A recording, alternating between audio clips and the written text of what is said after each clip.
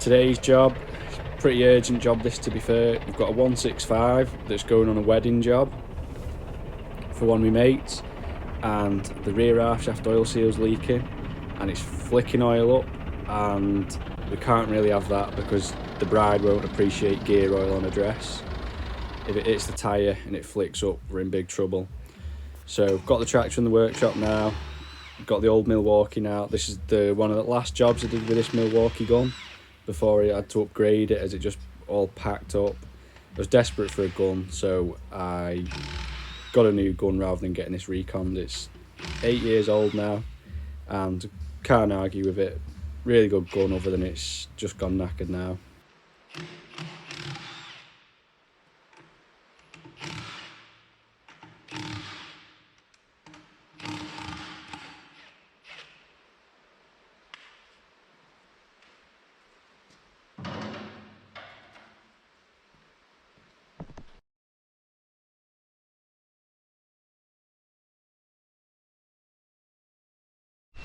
Wheels off now, and you can see this hub wet with oil, dripping. It flies on the wheel.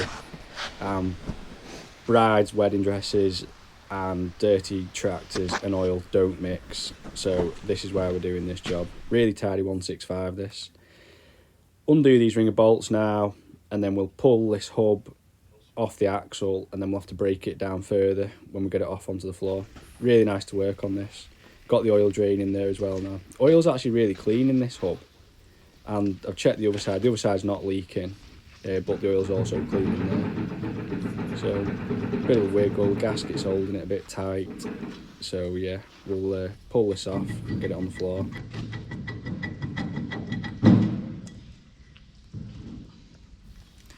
Considering the age of these tractors now, the parts inside here are just like new. The gears and the bearings, these tractors were built to last.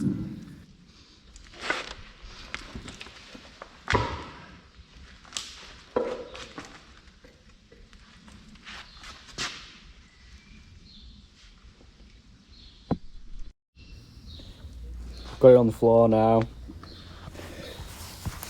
and then next job is to pull the planetary gears out, which are needle roller bearings.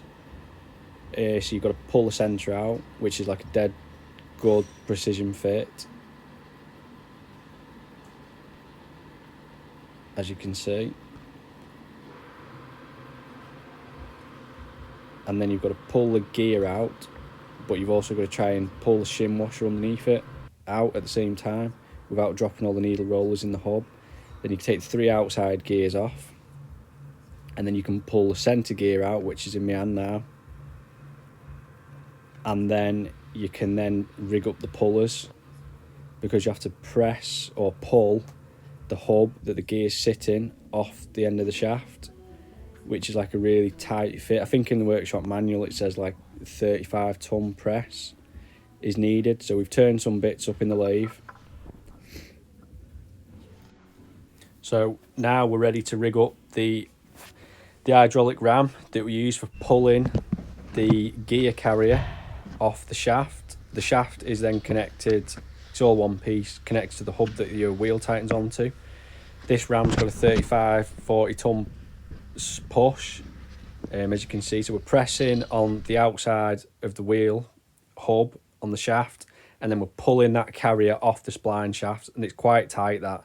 We've got it rigged up to the hand pump now, and as you can see, we wind them connect nuts, have a push, wind them back down, have another push, and take it off step by step. So we'll tighten all them up, wind the ram in, and then we'll have another pull. And then this is just fairly straightforward. This, you've just got to be careful that you don't like big bang and crack a casting. But it's, yeah, it's coming quite well this now.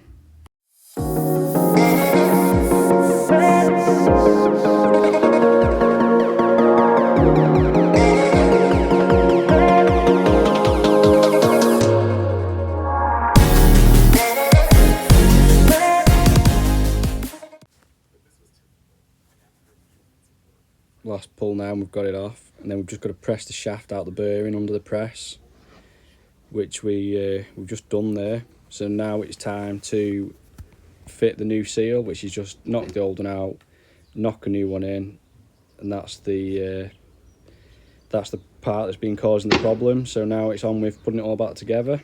So under the press again, pressing the bearing onto the shaft now. We're at about a couple of ton, which is fine. And then the next thing is to put the gear carrier on. So we've got the gear carrier in place, and we just need to press this down, where this can go up to like 20 odd ton. So this is the thing you've got to be careful with. You've got to get the splines lined up. And then we're just pressing that down now, nice and steady. And then there's a ring on the inside that grips the shaft. So when this carrier is all the way down, the ring can't come off and the shaft can't come out. The new gasket that we got was a little bit thinner, so that's why I've just put a smidgen of gasket glue around it. So we've lifted the carrier back onto the axle now, tighten them bolts up. Sorry, it's a short video today. I am making longer videos, but I did make this video a while ago, so apologies again for why it's short. Everyone keeps asking me for longer videos. Don't forget to subscribe to the channel, as 76% of people who watch these videos aren't subscribed, so if you subscribe, it'll really help. Thanks a lot.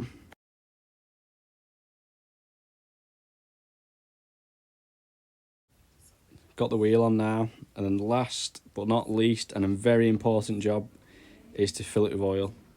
Just put in 80s, 90s in this. Just fill it until it starts oozing out the filler hole, and then leave it settle for a minute and then go back and check it. Yeah, another job done. Thanks for watching. See you on the next one.